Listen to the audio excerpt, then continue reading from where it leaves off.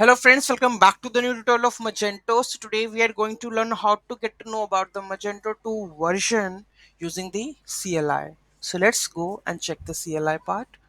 Those who haven't subscribed my channel yet, please to subscribe my channel, and if you like the video, please do like, share and comment on my video. So let's get started.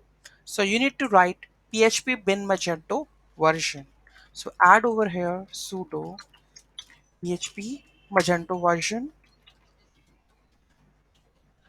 Done. It is 2.4.3. I want to know which community, whether it is community edition or enterprise. How I can get to know about that one? There is a command. This is the command. Okay. So composer license slash grep name. So it is Magento Project Community Edition.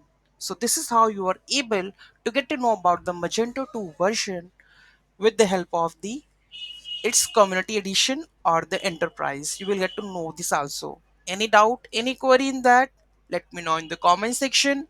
Thank you so much for watching this video. Have a great day. Don't forget to like, share and comment on my video. Have a nice day.